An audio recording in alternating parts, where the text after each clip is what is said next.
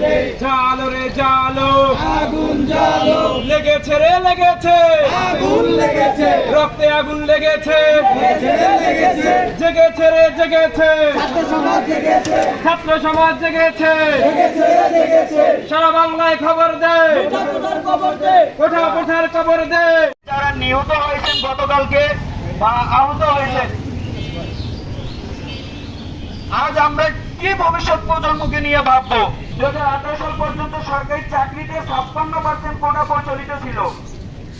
ওই বছর কোটা সংস্কার করে 10% সাধারণ ছাত্র অধিকার সংগ্রামের মুখে এক পর্যায়ে সরকার প্রথম ও দ্বিতীয় শ্রেণী করে ওই বছরের 4 অক্টোবর কোটা বাতিল বিষয়ক পরিপত্র জারি করে জনপ্রশাসনিক মুক্তিযুদ্ধ কোটা বাতিলের অংশটিকে চ্যালেঞ্জ করে কয়েকজন বীর মুক্তিযোদ্ধার সন্তান রিট করেন। 5 জুন এই রিটের রায়ে পরিপত্রে ওই অংশ অবৈধ ঘোষণা হয়। বৈষম্য বিরোধী ছাত্র আন্দোলনের ব্যানারে 1 জুলাই থেকে টানা আন্দোলন করছেন শিক্ষার্থী ও চাকরি প্রত্যাশীরা। আমাদের মূল কথা হচ্ছে, আমাদের এক দাবি সংসদে আইন পাশ করে সরকারি চাকরির সব গ্রেডে শুধু পিছিয়ে পড়া জনগোষ্ঠীর জন্য ন্যূনতম 5% কোটা রেখে সকল ধরনের বৈষম্যমূলক কোটা বাতিল করতে হবে। এ দাবি নির্বাহী বিভাগ থেকে যতক্ষণ না পূরণ করা হবে ততক্ষণ আমরা